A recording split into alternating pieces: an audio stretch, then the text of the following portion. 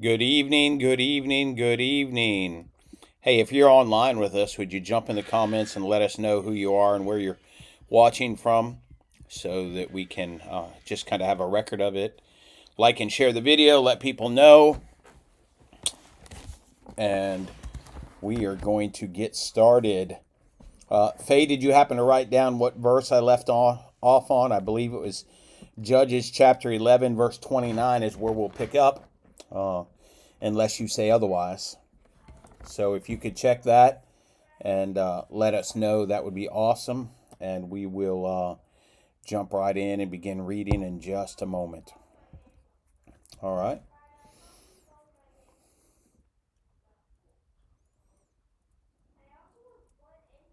Sorry, you can hear the boys in the background, I'm sure. But they'll be okay, I guess. Let's pray and we'll jump right in. Father, we thank you for this day. We thank you again for your word, how you've perfectly preserved it. Father, how it is good for instruction and rebuke. Father, how it helps us in every facet of life. So, God, we pray right now that as we read your word, that it'll be a blessing to us, a blessing to those who hear it. We love you. It's in Jesus' name. Amen and amen. That's okay, Faye. I got it. Judges chapter 11 and verse 29. The Spirit of the Lord came on Jephthah, who traveled from Gilead to Manasseh and through the Mizpah of Gilead. He crossed over to the Ammonites from Mizpah of Gilead. Jephthah made this vow to the Lord: if you in fact hand over the Ammonites to me, whoever goes out the door. No, we did that one already. Did that because his daughter came out the door and he had to kill her. So I believe we're in Judges chapter 12. I think we finished it right as the time ran out. So Judges chapter 12. The men of Ephraim were called together and crossed over Jordan to Zaphon. They said to Jephthah, why have you crossed over to fight against the Ammonites, but didn't call us to go with you? We will burn your house with you in it. Then Jephthah said to them, my people and I had a bitter conflict with the Ammonites, so I called for you, but you didn't deliver me from their power. When I saw that you weren't going to deliver me, I took my life in my own hands and crossed over the Ammonites, and the Lord handed them over to me. Why then have you come today to fight against me? Then Jephthah gathered all of the men of Gilead. They fought and defeated Ephraim, because Ephraim had said, you Gileadites are Ephraimite fugitives in the territories of Ephraim and Manasseh. The Gileadites captured the fords of the Jordan leading to Ephraim. Whenever a fugitive from Ephraim said, let me cross over, the Gileadites asked him, are you an Ephraimite? He answered, no. They told him, please say Shibboleth. If he said Sibboleth, because he could not pronounce it correctly, they seized him and executed him at the fords of the Jordan. At that time, 42,000 men, or 42,000 from Ephraim, died. Jephthah judged Israel 6 years, and when he died, he was buried in one of the cities of Gilead. Hang on 1 second, guys. Just a moment.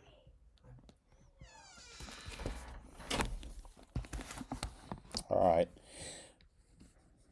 Ibzan, who was from Bethlehem, judged Israel after Jephthah and had 30 sons. Great day. I thought I had some kids.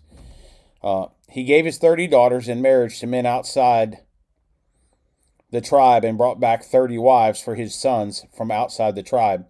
Ibzan judged Israel 7 years, and when he died, he was buried in Bethlehem. Elon was from Zebulun, judged Israel after Ibzan. He judged Israel 10 years, and when he died, he was buried in Aljalon in the land of Zebulun. After Elon, Abdon, son of Hiel, who was from Pirathon, judged Israel. He had 40 sons and 30 grandsons who rode on 70 donkeys. Abdon judged Israel 8 years, and when he died, he was buried in Pirathon in the land of Ephraim in the hill country of the Amalekites. Chapter 13. Now it's going to get good. The Israelites again did what was evil in the Lord's sight, so the Lord handed them over to the Philistines 40 years. There was a certain man from Zorah, from the family of Dan, whose name was Manoah. His wife was unable to conceive and had no children. The angel of the Lord appeared to the woman and said to her, "Although you are unable to conceive and have no children, you will conceive and give birth to a son. Now please be careful not to drink wine or beer or to eat anything unclean. For indeed, you will conceive and give birth to a son. You must never cut his hair, because the boy will be a Nazarite to God from birth, and he will begin to save Israel from the power of the Philistines." Then the woman went and told her husband, "A man of God came to me. He looked like an awe-inspiring angel of God. I didn't ask him where he came from, and he didn't tell me his name. He said to me, 'You will conceive and give birth to a son. Therefore, do not drink wine or beer, and do not eat anything unclean, because the boy will be a Nazarite to God from birth until the day of his death.' Manoah prayed to the Lord and said, 'Please, Lord, let the man of God you sent come again to us and teach us what we should do for the boy who will be born.' God listened to Manoah, and the angel of God came again to the woman. She was sitting in the field, and her husband Manoah was not with her. The woman ran quickly to get her husband and told him, 'The man who came to me the other day has just come back.' So Manoah got up and followed his wife. When he came to the man, he asked, 'Are you the man who spoke to my wife?' 'I am,' he said. Then Manoah asked, 'When your words come true, what will the boy's responsibility and work?'" Sorry, I'm hitting buttons on the computer. The angel of the Lord answered Manoah, "Your wife needs to do everything I told her. She must not eat anything that comes from the grapevine or drink wine or beer. And she must not eat anything unclean. Your wife must do everything I have commanded her. Please stay here," Manoah told him, "and we will prepare a young goat for you." The angel of the Lord said to him, "If I stay, I won't eat your food. But if you want to prepare a burnt offering, offer it to the Lord." Manoah did not know he was the angel of the Lord. Then Manoah said to him, "What is your name, so that we may honor you when your words come true?" "Why do you ask my name?" the angel of the Lord asked him, "since it is beyond understanding." Manoah took a young goat and a grain offering and offered them on a rock to the Lord, who did something miraculous while Manoah and his wife were watching. When the flame came up from the altar to the sky, the angel of the Lord went up in its flame. When Manoah and his wife saw this, they fell face down on the ground. The angel of the Lord did not appear again to Manoah and his wife. Then Manoah realized that this was the angel of the Lord. "We're certainly going to die," he said to his wife, "because we have seen God." But his wife said to him, "If the Lord had intended to kill us, he wouldn't have accepted the burnt offering and the grain offering from us, and he would not have shown us all these things or spoken to us like this." So the woman gave birth to a son and named him Samson. The boy grew, and the Lord blessed him. Then the Spirit of the Lord began to stir him in the camp of Dan between Zoar and Eshtaol. Samson went down to Timnah and saw a young Philistine woman there. He went back and told his father and his mother, "I have seen a young Philistine woman in Timnah. Now get her for me as a wife." But his father and mother said to him, "Can't you find a young woman among your relatives or among any of our people? Must you go to the uncircumcised Philistines for a wife?" But Samson told his father, "Get her for me. She's the right one for me." Now his father and mother did not know this was from the Lord, who wanted the Philistine to provide an opportunity for a confrontation. At that time, the Philistines were ruling Israel. Samson went down to Timnah with his father and mother and came to the vineyard of Timnah. Suddenly a young lion came roaring at him. The Spirit of the Lord came powerfully on him, and he tore the lion apart with his bare hands, as he might have torn a young goat. But he did not tell his father or mother what he had done. Then he went and spoke to the woman because she seemed right to Samson. After some time, when he returned to marry her, he left the road to see the lion's carcass, and there was a swarm of bees with honey in the carcass. He scooped some of the honey into his hands and ate it as he went along. When he came to his father and mother, he gave some to them, and they ate it. But he did not tell them that he had scooped the honey from the lion's carcass. His father went to visit the woman, and Samson prepared a feast there, as young men were accustomed to do. When the Philistines saw him, they brought 30 men to accompany him. "Let me tell you a riddle," Samson said to them. "If you can explain it to me during the 7 days of the feast and figure it out, I will give you 30 linen garments and 30 changes of clothes. But if you can't explain it to me, you must give me 30 linen garments and 30 changes of clothes." "Tell us your riddle," they replied. "Let's hear it."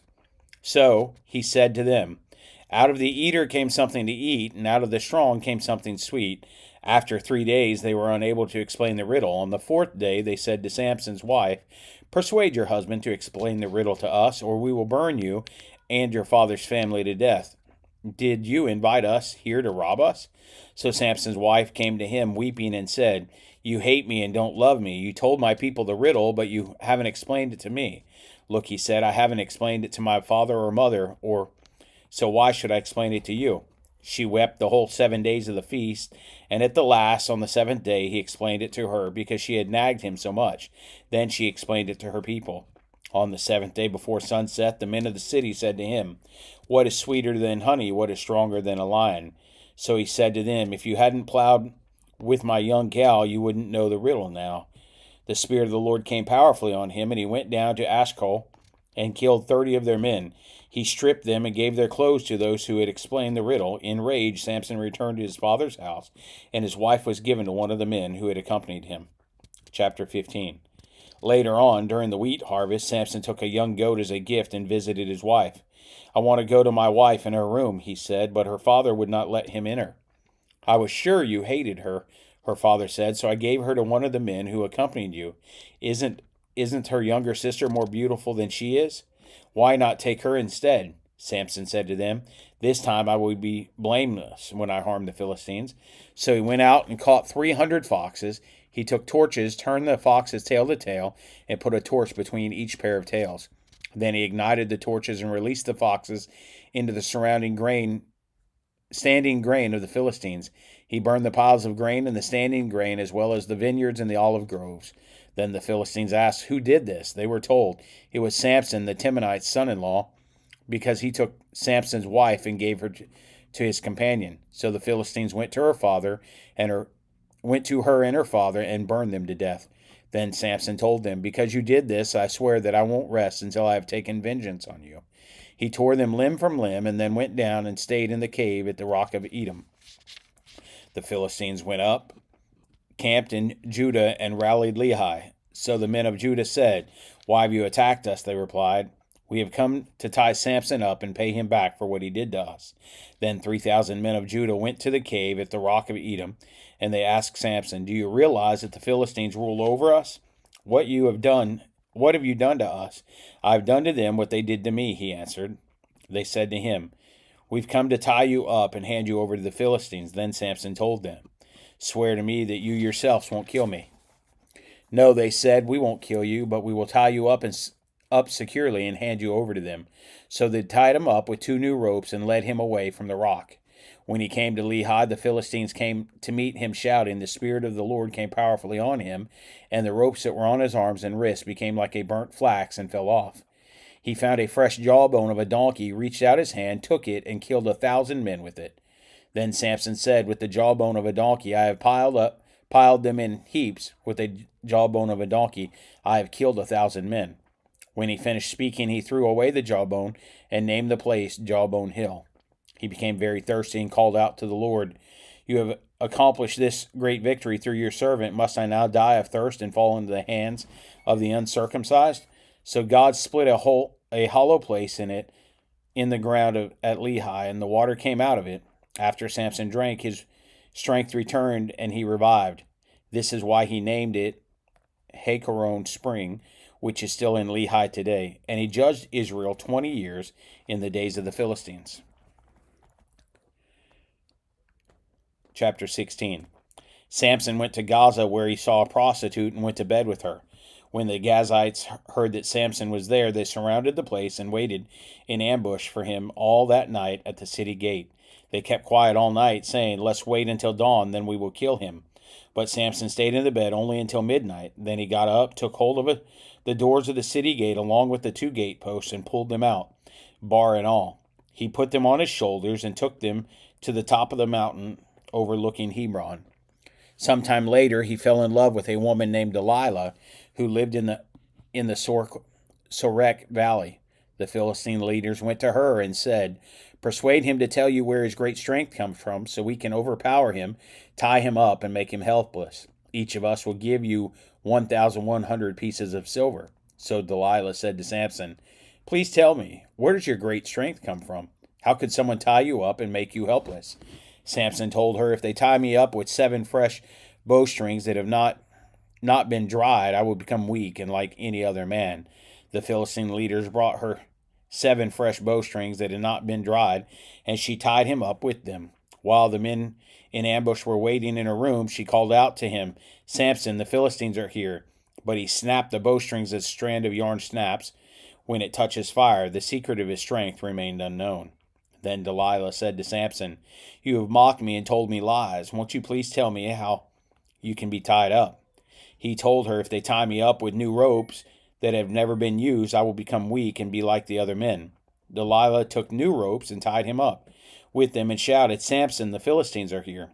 But while the men in ambush were waiting in her room, he snapped the new ropes off his arms like threads. Then Delilah said to Samson, You have mocked me all the time and told me lies. Tell me how you can be tied up. He told her, If you weave 7 braids on my head into the fabric of a loom. She fastened the braids with a pin and called to him, Samson, the Philistines are here. He awoke from his sleep and pulled out the pin with the loom and the web. How can you say I love you, she told him, when your heart is not with me? This is the 3rd time you have mocked me and not told me what makes your strength so great. Because she nagged him day after day and pleaded with him until she wore him out. He told her the whole truth and said to her, My hair has never been cut because I am a Nazarite to God from birth. If I am shaved, my strength will leave me and I will become weak and be like any other man. When Delilah realized that he had told her the whole truth, she sent message to the Philistine leaders. Come one more time, for he has told me the whole truth. The Philistine leaders came to her and brought the silver with them. Then she let him fall asleep on her lap and called the men to shave off the 7 braids of his head. In this way, she made him helpless and his strength left him. Then she cried, Samson, the Philistines are here. When he awoke from his sleep, he said, I will escape as I did before and shake myself free. But he did not know the Lord had left him. The Philistines seized him and gouged out his eyes. They brought him down to Gaza and bound him with bronze shackles, and he was forced to grind grain in the prison. But his hair began to grow back after it had been shaved. Now the Philistine leaders gathered together to offer a great sacrifice to their god Dagon. They rejoiced and said, Our God has handed over our enemy Samson to us. When the people saw him, they praised their God and said, Our God has handed over to us our enemy who had destroyed our land, who multiplied our dead. When they were in good spirits, they said, Bring Samson here to entertain us. So they brought Samson from the prison, and he entertained them. They had him stand between the pillars. Samson said to the young man who was leading him by the hand, Lead me where I can feel the pillars supporting the temple, so I can lean against them. The temple was full of men and women. All the leaders of the Philistines were there, and about 3,000 men and women who were on the roof watching Samson entertain them. He called out to the Lord, Lord God, please remember me. Strengthen me, God, just once more. With one act of vengeance, let me pay back the Philistines for my 2 eyes. Samson took hold of the 2 middle pillars supporting the temple and leaned against them, one at his right hand and the other on his left. Samson said, Let me die with the Philistines. He pushed with all his might, and the temple fell on the leaders and all the people in it, and those he killed at his death were more than those he had killed in his life. Then his brothers and his father's whole family came down, carried him back, and buried him between Zorah and Eshtaol in the tomb of his father Manoah. So he judged Israel 20 years. Chapter 17. There was a man from the hill country of Ephraim named Micah. He said to his mother, The 1,100 pieces of silver taken from you that I had heard you place a curse on, here's the silver I took. I took it. Then his mother said, My son, may you be blessed by the Lord. He returned the 1,100 pieces of silver to his mother, and his mother said, I personally consecrate the silver to the Lord for my son's benefit, to make a carved image and silver idol. I will give it back to you. So he returned the silver to his mother, and she took 5 pounds of silver and gave it to a silversmith. He made it into a carved image and silver idol, and it was in Micah's house. This man Micah had a shrine, and he made an ephod and household idols, and installed one of his sons to be his priest. In those days there was no king in Israel. Everyone did whatever seemed right to him. There was a young man, a Levite from Bethlehem in Judea, who was staying within the clan of Judah. The man left the town of Bethlehem in Judah to stay wherever he could find a place. On his way, he came Micah's home came to Micah's home in the hill country of Ephraim. Where do you come from? Micah asked him. He answered him, I am a Levite from Bethlehem in Judah, and I'm going to stay wherever I can find a place. Micah replied, Stay with me and be my father and priest, and I will give you 4 ounces of silver a year, along with your clothing and provisions. So the Levite went in and agreed to stay with the man, and the young man became like one of his sons. Micah consecrated the Levite, and the young man became his priest and lived in Micah's house. Then Micah said, Now I know that the Lord will be good to me, because a Levite has become my priest. Chapter 18. In those days there was no king in Israel. The Danite tribe was looking for territory to occupy. Up to that time, no territory had been captured by them among the tribes of Israel. So the Danites sent out 5 brave men from all their clans, from Zorah, from Eshtal, to scout out the land and explore it. They told them, Go and explore the land. They came to the hill country of Ephraim as far as the home of Micah and spent the night there. When they were near Micah's home, they recognized the accent of the young Levite, so they went over to him and asked, Who brought you here? What are you doing in this place? What is keeping you here? He told them, This is what Micah has done for me. He has hired me, and I became his priest. Then they said to him, Please inquire of God for us to determine if we will have a successful journey. The priest told them, Go in peace. The Lord is watching over the journey you are going on. The 5 men left and came to Lachish. They saw the people who were there living securely in the same way as the Sidonians, quiet and unsuspecting. There was nothing lacking in the land and no oppressive ruler. They were far from the Sidonians, having no alliance with them. When the men went back to their relatives at Zorah and Eshtal, their relatives asked them, What did you find out? They answered, Come on, let's attack them, for we have seen the land, and it is very good. Why wait? Don't hesitate to go and invade and take possession of the land. When you get there, you will come to an unsuspecting people and a spacious land, for God has handed it over to you. It is a place where nothing on earth is lacking. 600 Danites departed from Zorah and Eshtal, armed with weapons of war. They went up and camped at Kiriath-jearim in Judah. This is why the place is still called the Camp of Dan today. It is west of Kiriath-jearim. From there, they traveled to the hill country of Ephraim and arrived at Micah's house. The 5 men who had gone out to scout out the land of Laish, told their brothers, Did you know that there an ephod, household gods, and a carved image and silver idol in these houses? Now think about that. Think about what we should do. So they detoured there and went to the house of the young Levite at the home of Micah and greeted him. The 600 Danite men were standing by the entrance of the city gate, armed with their weapons of war. Then the 5 men who had gone to scout the land went in and took the carved image, the ephod, the household idols, and the silver idol, while the priest was standing by the entrance of the city gate with 600 men armed with weapons of war. When they entered Micah's house and took the carved image, the ephod, the household idols, and the silver idol, the priest said to them, What are you doing? They told him, Be quiet, keep your mouth shut. Come with us and be a father and priest to us. Is it better for you to be a priest for the house of one person, or for you to be a priest for a tribe and a family in Israel? So the priest was pleased and took the ephod, household idols, and carved image and went with the people. They prepared to leave, putting their dependents, livestock, and possessions in front of them. After they were some distance from Micah's house, the men who were in the house near it were mustered and caught up with the Danites. They called the Danites, who turned to face them, and said to Micah, What's the matter with you that you mustered the men? He said, You took the gods I had made and the priests and went away. What do I have left? How can you say to me, What's the matter with you? The Danites said to him, Don't raise your voice against us, or angry men will attack you, and your family will lose their lives. The Danites went on their way, and Micah turned to go back home because he saw that they were stronger than he was. After they had taken the gods Micah had made and the priests that belonged to him, they went to Laish, to a quiet, unsuspecting people, and they killed them with their swords and burnt the city. There was no one to rescue them because it was far from Sidon, and they had no alliance with anyone. It was in the valley that belonged to Beth Rehob. They rebuilt the city and lived in it. They named the city Dan, and after the name of their ancestor Dan, who was born to Israel. The city was formerly named Laish. The Danites set up carved images for themselves. Jonathan, son of Gershom, son of Moses, and his sons were priests for the Danite tribe until the time of the exile from the land. So they set up for themselves Micah's carved image that he had made, and it was there as long as the house of God was in Shiloh. Chapter 19.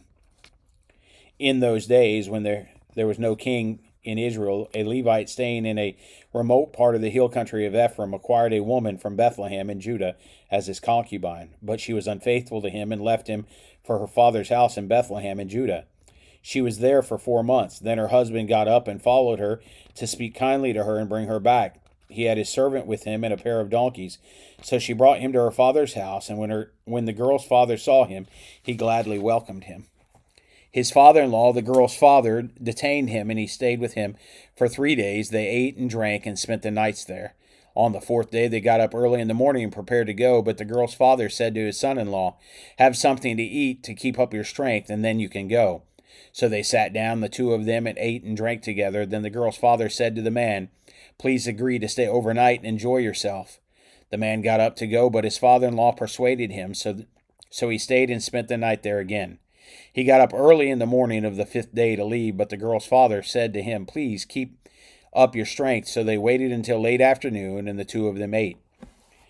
The man got up to go with his concubine and his servant, when his father-in-law, the girl's father, said to him, "Look, night is coming. Please spend the night. See, the day is almost over.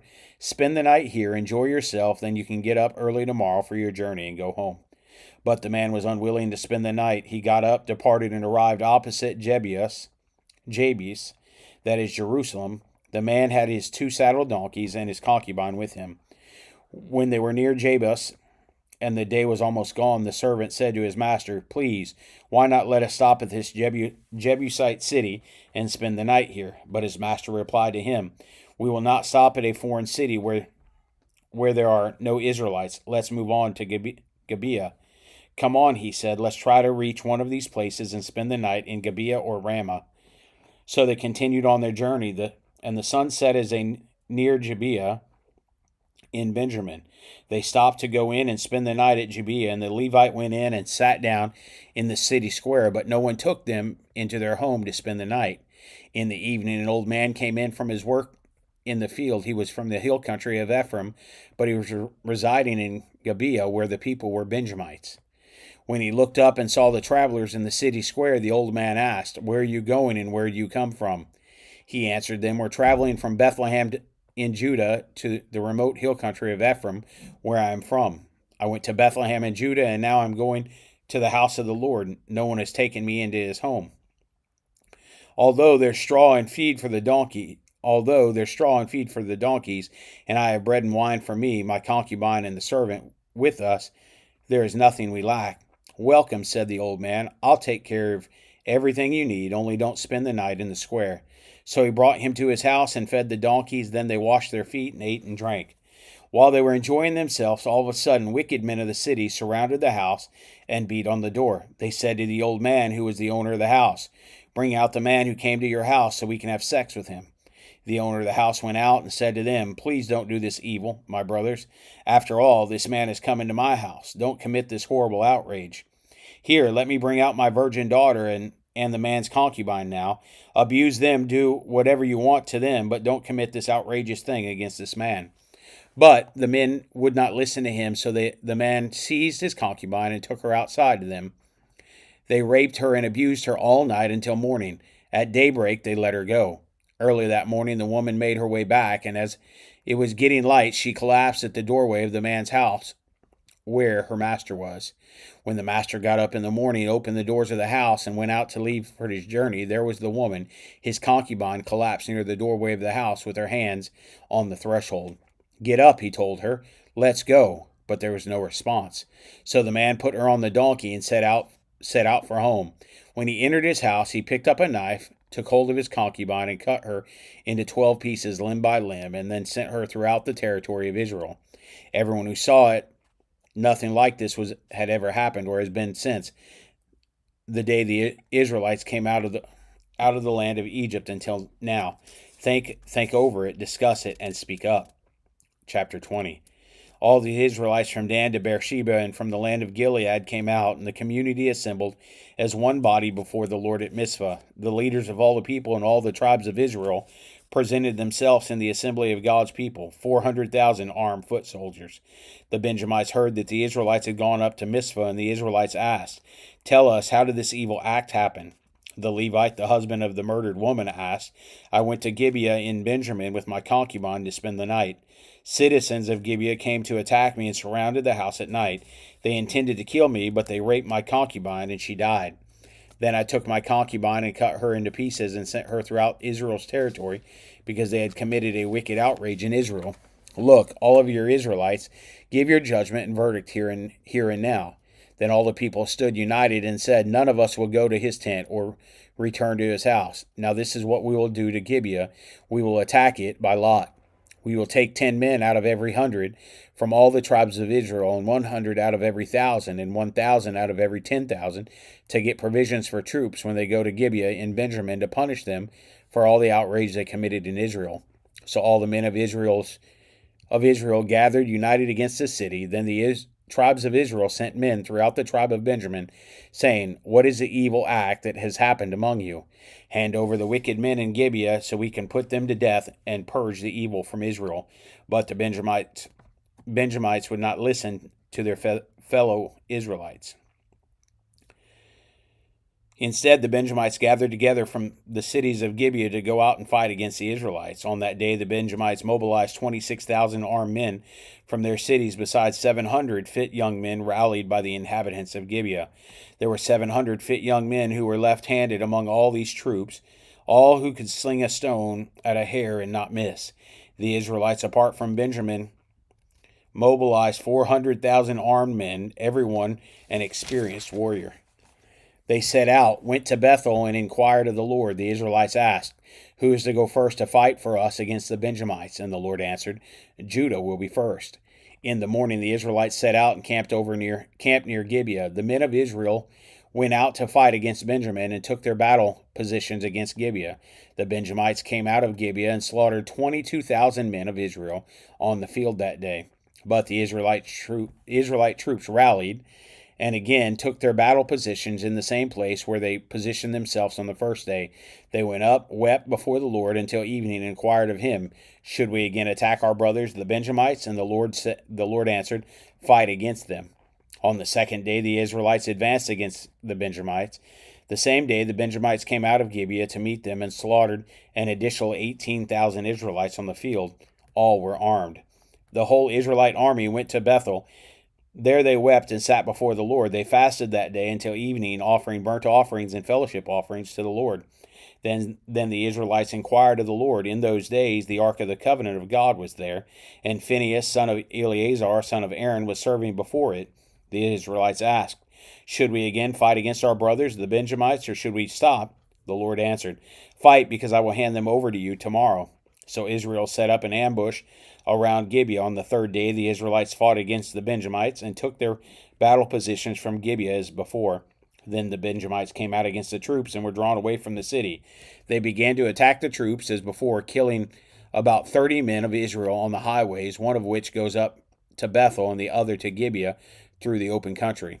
The Benjamites said, "We are defeating them as before," but Israel said, "Let's flee and draw them away from the city to the highways." So all the men of Israel got up from their places and took their battle positions at Baalah Tamar, while the Israelites in ambush charged out from their places west of Geba. Then 10,000 fit young men from all of Israel made a frontal assault against Gibeah, and the battle was fierce, but the Benjamites did not know that disaster was about to strike them. The Lord defeated Benjamin in the presence of Israel, and on that day the Israelites slaughtered 25,100 men of Benjamin. All were armed. Then the Benjamites realized they had been defeated. The men of Israel had retreated from Benjamin because they were confident in the ambush that had been set against Gibeah. The men in ambush had rushed quickly against Gibeah. They advanced and put the whole city to the sword.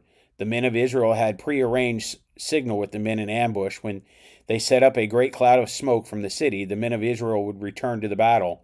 When Benjamin had begun to strike them down, killing about 30 men of Israel, they said, "They're defeated before us, just as they were in the first battle." But when the column of smoke began to go up from the city, Benjamin looked behind them, and the whole city was going up in smoke. Then the men of Israel returned, and the men of Benjamin were terrified when they realized the disaster had struck them. They retreated before the men of Israel toward the wilderness, but the battle overtook them, and those who came out of the city slaughtered those between them. They surrounded the Benjamites, pursued them, and easily overtook them near Gibeah toward the east. There was 18,000 men who died from Benjamin. All were warriors. Then Benjamin turned and fled toward the wilderness to Rimmon's rock, and Israel killed 5,000 men on the highways. They overtook them at Gideon and struck down 2,000 more dead. All the Benjamites who died that day were 25,000 armed men. All were warriors. But 600 men escaped into the wilderness to Rimmon rock and stayed there 4 months. The men of Israel turned back against the other Benjamites and killed them with their swords. The entire city and the animals and everything that remained, they also burned all the cities that remained. Drink time.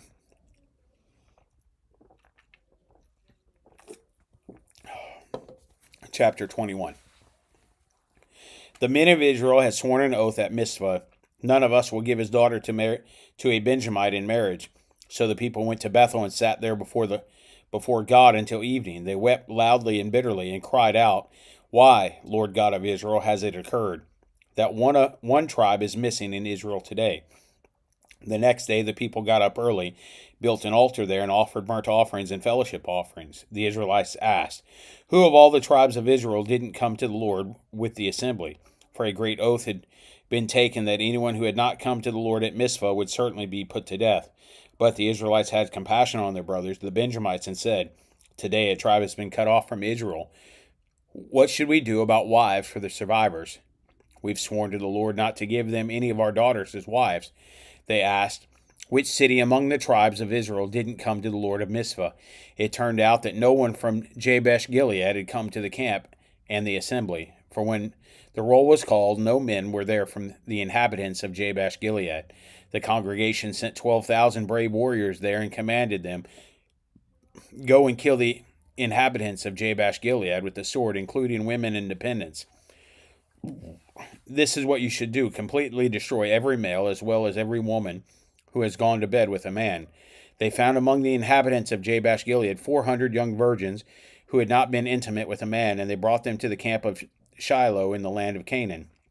The whole congregation sent a message of peace to the Benjamites who were at Rimmon rock. Benjamin returned at this time, and Israel gave them the women they had kept alive from Jabesh Gilead, but there were not enough for them.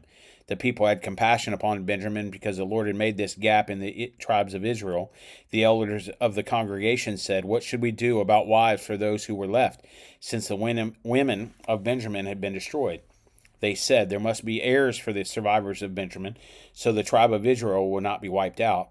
But we can't give them our daughters as wives, for the Israelites had sworn anyone who gives a wife to the Benjamite is cursed." They also said, "Look, there's an annual festival for the Lord in Shiloh, which is north of Bethel, east of the highway that goes up from Bethel to Shechem and south of Lebanon." Then they commanded the Benjamites, "Go and hide in the vineyards. Watch, and when you see the young women of Shiloh come out to perform the dances, each of you leave the vineyard and catch a wife for yourself from the young women of Shiloh and go to the land of Benjamin. When their fathers or brothers come to us and protest, we will tell them, 'Show favor to them, since we did not get enough wives for each of them in battle. You didn't actually give the women to them, so you are not guilty of breaking your oath.'" The Benjamites did this and took the number of women they needed from the dancers they caught. They went back to their own inheritance, rebuilt their cities, and lived in them. At that time, each of the Israelites returned from there to his own tribe and family. Each returned from there to his own inheritance. In those days, there was no king in Israel. Everyone did whatever seemed right to him. The end of Judges. All right, the book of Ruth, chapter 1. During the time of the Judges, there was a famine in the land. A man left Bethlehem in Judah with his wife and 2 sons to stay in the territory of Moab for a while. The man's name was Elimelech, and his wife's name was Naomi. The names of his sons were Mahlon and Chilion. They were Ephraimites from Bethlehem in Judah. They entered the fields of Moab and settled there. Naomi's husband, Elimelech, died, and she was left there with her 2 sons. Her sons took Moabite women as their wives. One was named Ophrah, and the second was named Ruth. After they lived in Moab about 10 years, both Mahlon and Chilion also died, and the woman was left without her 2 children and without her husband. She and her daughters-in-law set out to return from the territory of Moab because she had heard in Moab that the Lord had paid attention to his people's need by providing them food. She left the place where she had been living and accompanied by her 2 daughter-in-laws and traveled along the road leading back to the land of Judah. Naomi said to each of them, "Each of you go back to your mother's home. May the Lord show kindness to you as you have shown to the dead and to me. May the Lord grant each of you rest in the house of a new husband." She kissed them, and they wept loudly. They said to her, "We insist on returning with you to your people." But Naomi replied, "Return home, my daughters. Why do you want to go with me? Am I able to have any more sons who could become your husbands? Return home, my daughters. Go on, for I am too old to have another husband.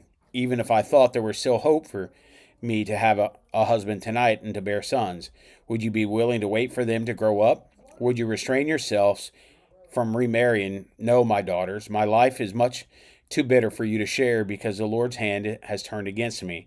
Again they wept loudly, and Ophrah kissed her mother-in-law, but Ruth clung to her. Naomi said, "Look, your sister-in-law has gone back to her people and to her gods. Follow your sister-in-law." But Ruth replied, "Don't plead with me to abandon you or return and not follow you. For wherever you go, I will go, and wherever you live, I will live. Your people will be my people, and your God will be my God. Where you die, I will die, and there I will be buried. May the Lord punish me and do so severely if anything but death separates you and me." When Naomi saw Ruth was determined to go with her, she stopped talking to her. The 2 of them traveled until they came to Bethlehem. When they entered Bethlehem, the whole town was excited about their arrival. The local women exclaimed, "Can this be Naomi?" "Don't call me Naomi, call me Mara," she answered, "for Almighty has made me very bitter. I went away full, but the Lord has brought me back empty. Why do you call me Naomi, since the Lord has opposed me and the Almighty has afflicted me?" So Naomi came back from the territory of Moab with her daughter-in-law Ruth, the Moabitess. They arrived in Bethlehem at the beginning of the barley harvest. Chapter 2. Now Naomi had a relative on her husband's side. He was a prominent man of noble character from Elimelech's family. His name was Boaz. Ruth, the Moabitess, asked Naomi, "Will you let me go into the fields and gather fallen grain behind someone with whom I find favor?" Naomi answered her, "Go ahead, my daughter." So Ruth left and entered the field to gather grain behind the harvester. She happened to be in the portion of the field belonging to Boaz, who was Elimelech's family. Later, when Boaz arrived from Bethlehem, he said to his harvesters, "The Lord be with you. The Lord bless you." They replied. Boaz asked his servants who was in charge of the harvest, "Whose young woman is this?" The servant answered, "She is the young Moabite woman who returned with Naomi from the territory of Moab. She asked, 'Will you let me gather falling grain among the bundles behind the harvesters?' She came and has been on her feet since early morning, except that she rested a little bit in the shelter." Then Boaz said to Ruth, "Listen, my daughter, don't go and gather grain in another field, and don't leave this one, but stay here close to my female servants. See which field they are harvesting and follow them. Haven't I ordered the young men not to touch you? When you are thirsty, go and drink from the jars the young men have filled." She fell face down, bowed to the ground, and said to him, "Why have I found favor with you, so that you notice me, although I am a foreigner?" Boaz answered her, "Everything you have done for your mother-in-law since your husband's death has been fully reported to me. How you left your father and mother and your native land, and how you came to a people you didn't previously know. May the Lord reward you for what you have done, and may you receive a full reward from the Lord God of Israel, under whose wings you have come for refuge." "My lord," she said, I have found favor with you, for you have comforted and encouraged your servant, although I am not like one of your female servants." At mealtime, Boaz told her, "Come over here and have some bread and dip it in the vinegar sauce." So she sat beside the harvesters, and he offered her roasted grain. She ate and was satisfied, and had some left over. When she got up to gather grain, Boaz ordered his young men, "Let her even gather grain among the bundles, and don't humiliate her. Put out some stalks from the bundles for her and leave them for her to gather. Don't rebuke her." So Ruth gathered grain in the field until evening. She beat out what was gathered, and it was about 26 quarts of barley. She picked up the grain and went into the town where her mother-in-law saw what she had gleaned. She brought out what she had left over from her meal and gave it to her. Her mother-in-law said to her, "Where did you gather barley today, and where did you work?" "May God bless the man who noticed you," Ruth told her mother-in-law, whom she had worked with, and said, "The name of the man I worked with today is Boaz." Then Naomi said to her daughter-in-law, "May the Lord bless him, because he has not abandoned his kindness to the living or the dead." Naomi continued, "The man is a close relative. He is one of our family redeemers." Ruth the Moabitess said, "He has also told me, stay with the young men until they have finished all of my harvest." So Naomi said to her daughter-in-law, "Ruth, my daughter, it is good for you to work with his female servants, so that nothing will happen to you in another field." Ruth stayed close to Boaz's female servants and gathered grain until the barley and the wheat harvests were finished, and she lived with her mother-in-law. Chapter 3. Ruth's mother-in-law Naomi said to her, "My daughter, shouldn't I find rest for you so that you will be taken care of? Now isn't Boaz our relative? Haven't you been working with his female servants? This evening he will be winnowing barley on the threshing floor. Wash, put on your perfumed oil, and wear your best clothes. Go down to the threshing floor, but don't let the man know you are there until he has finished eating and drinking. When he lies down, notice the place where he's lying. Go in and uncover his feet and lie down. Then he will explain to you what you should do." So Ruth said to her, "I will do everything you say." She went down to the threshing floor and did everything her mother-in-law had charged her to do. After Boaz ate and drank and was in good spirits, he went to lie down at the end of the pile of barley, and she came secretly, uncovered his feet, and lay down. At midnight, Boaz was startled, turned over, and there lying at his feet was a woman. So he asked her, "Who are you?" "I am Ruth your servant," she replied. "Take me under your wing, for you are a family redeemer." Then he said, "May the Lord bless you, my daughter. You have shown more kindness now than before, because you have not pursued younger men, whether rich or poor. Now, don't be afraid, my daughter. I will do for you whatever you say, since all the people in my town know that you are a woman of noble character. Yes, it is true that I am a family redeemer, but there's a redeemer closer than I. Stay here tonight, and in the morning, if he wants to redeem you, that's good. Let him redeem you. But if he doesn't want to redeem you, as the Lord lives, I will. Now lie down until the morning." So she lay down at his feet until the morning, but got up while it was still dark. Then Boaz said, "Don't let it be known that a woman came out to the threshing floor." And he told Ruth, "Bring the shawl you're wearing and hold it out." When she held it out, he shoveled 6 measures of barley into her shawl, and she went into town. She went to her mother-in-law Naomi, who asked her, "What happened, my daughter?" Then Ruth told her everything the man had done for her. She said, "He gave me 6 measures of barley because he said, 'Don't go back to your mother-in-law empty-handed.'" Naomi said, "My daughter, wait until you find out how things go, for he won't rest unless he resolves this today." Chapter 4. Boaz went to the gate of the town and sat down there. Soon the family redeemer Boaz had spoken about came by Boaz and said, "Come over here and sit down." So he went over and sat down. Then Boaz took 10 men of the town's elders and said, "Sit here," and they sat down. He said to the redeemer, "Naomi, who has returned from the territory of Moab, is selling the portion of the field that belonged to our brother Elimelech.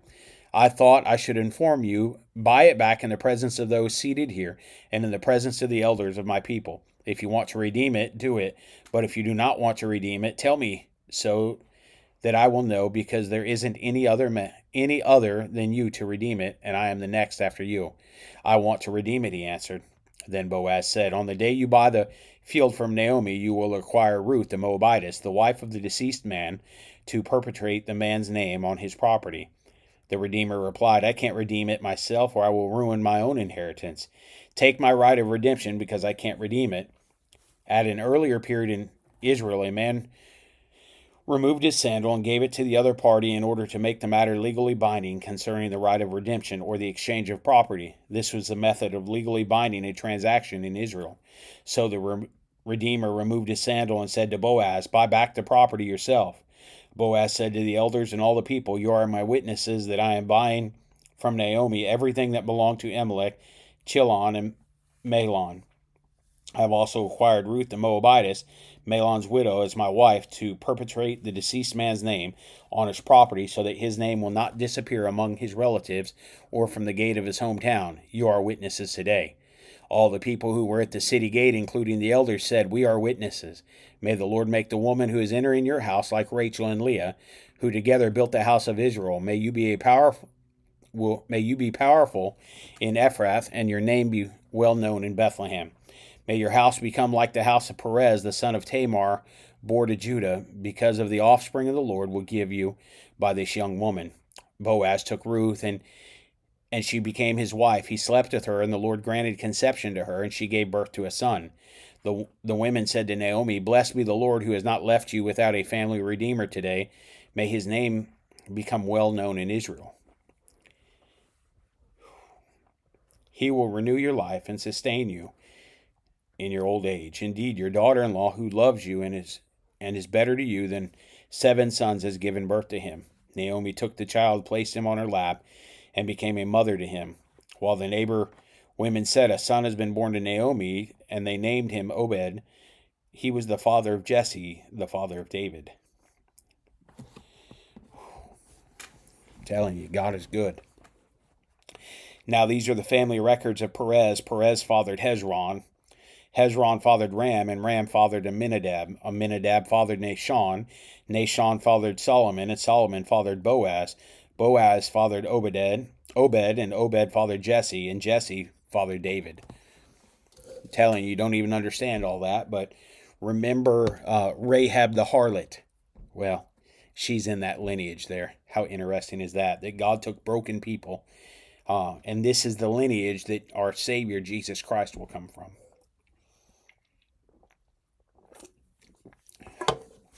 Man. 1 Samuel chapter 1. There was a man from Rahamoth Zophim in the hill country of Ephraim. His name was Eklon, son of Jeroham, son of Elihu, son of Tohu, son of Zuph, an Ephraimite. He had 2 wives, the first named Hannah, and the second Peninnah. Peninnah had children, but Hannah was childless. This man would go up from his town every year to worship and to sacrifice to the Lord of armies at Shiloh, where Eli's 2 sons, Hophni and Phinehas, were the Lord's priests. Whenever Elkanah offered a sacrifice, he always gave portions of meat to his wife Peninnah and to each of her sons and daughters, but he gave double portion to Hannah, for he loved her even though the Lord had kept her from conceiving.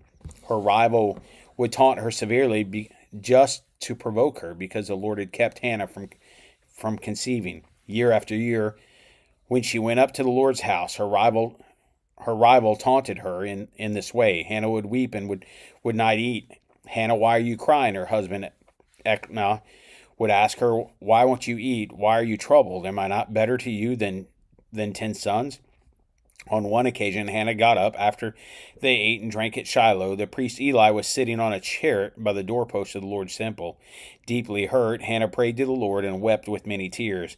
Making a vow, she pleaded, "Lord of armies, if you will take notice of your servant's affliction, remember and not forget me, and give your servant a son, I will give him to the Lord all the days of his life, and his hair will never be cut." While she continued praying in the Lord's presence, Eli watched her mouth. Hannah was praying silently, and though her lips were moving, her voice could not be heard. Eli thought she was drunk, and he said to her, "How long are you going to be drunk? Get rid of your wine." "No, my lord," Hannah replied. "I am a woman with a broken heart. I haven't had any wine or beer, and I've been pouring out my heart before the Lord. Don't think of me as a wicked woman. I've been praying from the depth of my anguish and resentment." Eli responded, "Go in peace, and may the God of Israel grant you the request you've made to him." "May your servant find favor with you," she replied. Then Hannah went on her way, and she ate and no longer looked despondent. The next morning, Elkanah and Hannah got up early to worship the Lord. After they returned home to Ramah, then Elkanah was intimate with his wife Hannah, and the Lord remembered her. After some time, Hannah conceived and gave birth to a son. She named him Samuel, because she said, "I requested him from the Lord." When Elkanah and all his household went up to make annual sacrifice his vow offering to the Lord, Hannah did not go and explain to her husband, "After this child is weaned, I will take him to appear in the Lord's presence and to stay there permanently." Her husband, Elkanah, replied, "Do what you think is best and stay here until you've weaned him. May the Lord confirm your word." So Hannah stayed there and nursed her son until she weaned him. When she had weaned him, she took him with her to Shiloh, well as a 3-year-old bull, half bushel of flour, and a clay jar of wine. Though the boy was still young, she took him in the Lord's house at Shiloh. Then they slaughtered the bull and brought the boy to Eli. "Please, my lord," she said, "as surely as you live, my lord, I am the woman whom stood here beside you praying to the Lord. I prayed for this boy, and since the Lord gave me what I asked for, I now give the boy to the Lord. For as long as he lives, he is given to the Lord." Then he worshiped the Lord there. Chapter 2. Hannah prayed, "My heart rejoices in the Lord. My horn is lifted up by the Lord. My mouth boasts over my enemies because I rejoice in your salvation. There is no one holy like the Lord. There is no one beside you, and there is no rock like our God. Do not boast so proudly, or let ignorant words come out of your mouth, for the Lord is a God of knowledge, and actions are weighed by him. The bows of the warriors are broken, but the feeble are clothed with strength. Those who are full hire themselves out for food. Those who are full hire themselves out for food, but those who are starving hunger no more. The woman who is childless gives birth to 7, but the woman with many sons pines away. The Lord brings death and gives life. He sends down to Shiloh, and he raises others up. The Lord brings poverty and gives wealth. He humbles and exalts. He raises the poor from the dust and lifts the needy from the trash heap. He seats them with noblemen and gives them a throne of honor. For the foundations of the earth are the Lord's. He has set the world on them. He guards the steps of his faithful ones, but the wicked perish in darkness. For a person who does not prevail by his own strength, those who oppose the Lord will be shattered. He will thunder in the heavens against them. The Lord will judge the ends of the earth. He will give power to his kings. He will lift up the horn of his anointed. Elkanah went home to Ramah, but the boy served the Lord in the presence of the priest Eli. Eli's sons were wicked men. They did not respect the Lord or the priests share the sacrifices from the people. When anyone offered a sacrifice, the priest's servant would come with a three-pronged meat fork while the meat was boiling and plunge it into the container, kettle, cauldron, or cooking pot. The priest would claim it for himself, whatever the meat fork brought up. This is the way they treated all the Israelites who came there to Shiloh. Even before the fat was burned, the priest's servant would come and say to the one who was sacrificing, "Give the priest some meat to roast, because he won't accept boiled meat from you, only raw." If the person said to him, "The fat must be burned first, then you can take whatever you want for yourself," the servant would reply, "No, I insist that you hand it over right now. If you don't, I'll take it by force." So the servant's sin was very severe in the presence of the Lord, because the men treated the Lord's offering with contempt. Samuel served in the Lord's presence. This mere boy was dressed in the linen ephod. Each year his mother made him a little robe and took it to him when she went with her husband to offer the annual sacrifice. Eli would bless Elkanah and his wife. "May the Lord give you children by this woman in place of the one she's given to the Lord." Then they would go home. The Lord paid attention to Hannah's need, and she conceived and gave birth to 3 sons and 2 daughters. Meanwhile, the boy Samuel grew up in the presence of the Lord. Now Eli was very old. He heard about everything his sons were doing to all Israel, and how they were sleeping with the women who served at the entrance to the tent of meeting. He said to them, "Why are you doing these things? I have heard about your evil actions from all these people. No, my sons, the news I hear from the Lord's people spreading is not good. If one person sins against another, God can intercede for him. But if a person sins against the Lord, who can intercede for him?" But they would not listen to their father, since the Lord intended to kill them. By contrast, the boy Samuel grew in stature and in favor with the Lord and with the people. A man of God came to Eli and said to him, "This is what the Lord says. Didn't I reveal myself to your forefathers' family when they were in Egypt and belonged to the Pharaoh's palace? Out of all the tribes of Israel, I chose your house to be my priest, to offer sacrifices on my altar, to burn incense, and to wear the ephod in my presence. I also gave your forefathers' family all the Israelite food offerings. Why then do all of you despise my sacrifices and offerings that I require at the place of worship? You have honored your sons more than me by making yourselves fat with the best part of all the offerings of my people of Israel." Therefore, this is the declaration of the Lord, the God of Israel. I did say that your family and your forefathers' family would walk before me forever, but now this is the Lord's declaration, no longer. For those who honor me, I will honor, but those who despise me will be disregarded. Look, the days are coming when I will cut off your strength and the strength of your forefathers' family, so that none of your family will reach old age. You will see distress in the place of worship in spite of all that is good in Israel, and no one in your family will ever again reach old age. Any man from your family I do not cut off from the altar will bring grief and sadness to you. All your descendants will die violently. This will be the sign that will come to you concerning your two sons, Hophni and Phinehas. Both of them will die on the same day. Then I will raise up a faithful priest for myself. He will do whatever is in my heart and mind, and I will establish a lasting dynasty for him, and he will walk before my anointed one for all time. Anyone who is left in your family will come and bow down to him for a piece of silver or a loaf of bread. He will say, please appoint to me some priestly office so I can have a piece of bread to eat. Chapter 3. The boy served the Lord in Eli's presence, and in those days the word of the Lord was rare, and prophetic visions were not widespread. One day Eli, whose eyesight was failing, was lying in his usual place. Before the lamp of God had gone out, Samuel was lying down in the temple of the Lord, where the ark of God was located. Then the Lord called, Samuel, and he answered, Here I am. He ran to Eli and said, Here I am, you called me. I didn't call you, Eli replied. Go back and lie down. So he went and lay down. Once again the Lord called, Samuel, Samuel, go up. Samuel got up, went to Eli, and said, Here I am, you called me. I didn't call you, my son, he replied. Go back and lie down. Now Samuel did not yet know the Lord, because the word of the Lord had not yet been revealed to him. Once again, for the third time, the Lord called Samuel. He got up, went to Eli, and said, Here I am, you called me. Then Eli understood that the Lord was calling the boy. He told Samuel, Go and lie down. If he calls you, say, Speak, Lord, for your servant is listening. So Samuel went and lay down in his place. The Lord came and stood there and called as before, Samuel, Samuel. Samuel responded, Speak, for your servant is listening. The Lord said to Samuel, I am about to do everything in Israel that will cause everyone who hears about it to shudder. On that day I will carry out against Eli everything I said about his family from beginning to end. I told him that I am going to judge his family forever because of the iniquity he knows about. His sons are cursing God, and he has not stopped them.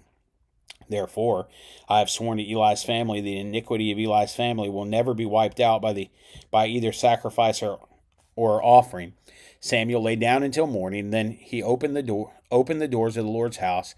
He was afraid to tell Eli the vision. But Eli called to him and said, Samuel, my son. Here I am, answered Samuel. What was the message he gave you? Eli asked. Don't hide it from me. May God punish you and do severely if you hide anything from me that he told you. So Samuel told him everything and did not hide anything from him. Eli responded, He is the Lord. Let him do what he thinks is good. Samuel grew, and the Lord was with him, and he fulfilled everything Samuel prophesied. All of Israel from Dan to Beersheba knew that Samuel was a confirmed prophet of the Lord. The Lord continued to appear in Shiloh because he revealed himself to Samuel by his word. Chapter 4. And Samuel's word came to all of Israel. Israel went out to meet the Philistines in the battle and encamped at Ebenezer, while the Philistines camped at Aphek. The Philistines lined up in the battle formation against Israel, and the battle intensified. Israel was defeated by the Philistines, who struck down about 4,000 men on the battlefield. When the troops returned to the camp, the elders of Israel asked, Why did the Lord defeat us today before the Philistines? Let's bring the ark of the Lord's covenant from Shiloh, then it will go with us and save us from our enemies. So the people sent men to Shiloh to bring back the ark of the covenant of the Lord of armies, who is enthroned between the cherubim. Eli's two sons, Hophni and Phinehas, were there with the ark of the covenant of God. When the ark of the covenant of the Lord entered the camp, the Israelites raised such a loud shout that the ground shook. The Philistines heard the sound of the war cry and asked, What's this loud shout in the Hebrew camp? When the Philistines discovered the ark of the Lord had entered the camp, they panicked. A god has entered their camp, they said. Woe to us, nothing like this has happened before. Woe to us, who will rescue us from the magnificent gods? These are the gods that slaughtered the Egyptians with all kinds of plagues in wilderness. Show some courage and be men, Philistines. Otherwise, you'll serve the Hebrews just as they served you. Now be men and fight. So the Philistines fought, and Israel was defeated, and each man fled to his tent. The slaughter was severe. 30,000 of the Israelite foot soldiers fell. The ark of God was captured, and Eli's 2 sons, Hophni and Phinehas, died. That same day, a Benjamite man ran from battle and came to Shiloh. His clothes were torn, and there was dirt on his head. When he arrived, there was Eli sitting in his chair beside the road, waiting, because he was anxious about the ark of God. When the man entered the city to give a report, the entire city cried out. Eli heard the outcry and asked, "Why this commotion?" The man quickly came and reported to Eli, and at that time Eli was 98 years old, and his eyes didn't move because he couldn't see. The man said to Eli, "I'm the one who came from the battle. I fled from there today. What happened, my son?" Eli asked.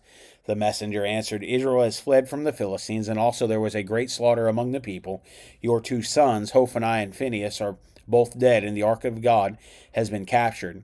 When he mentioned the ark of God, Eli fell backward off the chair by the city gate, and since he was old and heavy, his neck broke, and he died. Eli had judged Israel 40 years. Eli's daughter-in-law, the wife of Phinehas, was pregnant and about to give birth when she heard the news about the capture of God's ark and the deaths of her father-in-law and her husband. She collapsed and gave birth because her labor pains came on her. As she was dying, the woman taking care of her said, "Don't be afraid, you've given birth to a son." But she did not respond or pay attention. She named the boy Ichabod, saying, "The glory has departed from Israel," referring to the capture of the ark of God and to the deaths of her father-in-law and her husband. "The glory has departed from Israel," she said, "because the ark of God has been captured." Chapter 5. After the Philistines had captured the ark of God, they took it from Ebenezer to Ashdod, brought it from the temple of Dagon, and placed it next to his statue. When the people of Ashdod got up early the next morning, there was Dagon fallen with his face to the ground before the ark of the Lord. So they took Dagon and returned him to his place. But when they got up early the next morning, there was Dagon fallen with his face to the ground before the ark of the Lord. This time Dagon's head and both of his hands were broken off and lying on the threshold. Only Dagon's torso remained. That is why still today the priests of Dagon and everyone who enters the temple of Dagon in Ashdod do not step on Dagon's threshold. The Lord's hand was heavy on the people of Ashdod. He terrified the people of Ashdod and its territory, afflicted him with tumors. When the people of Ashdod saw what was happening, they said, "The ark of Israel's God must not stay here with us, because his hand is strongly against us and our god Dagon." So they called the Philistine rulers together and asked, "What should we do with the ark of Israel's God?" "The ark of Israel's God should not be moved to Gath." Should be moved to Gath, they replied. So they moved the ark of Israel's God. After they moved it, the Lord's hand was against the city of Gath, causing a great panic. He afflicted the people of the city from the youngest to the oldest with outbreak of tumors. The people of Gath then sent the ark of God to Ekron, but when it got there, the Ekronites cried out, "They've moved the ark of Israel's God to us to kill us and our people." The Ekronites called all the Philistine rulers together, and they said, "Send the ark of Israel's God away. Let it return to its place so it won't kill us and our people." For the fear of death pervaded the city. God's hand was oppressing them. Those who did not die were afflicted with tumors, and the outcry of the city went up to heaven. All right, guys. Chapter 6 tomorrow. I'm going to start writing this down so we can remember.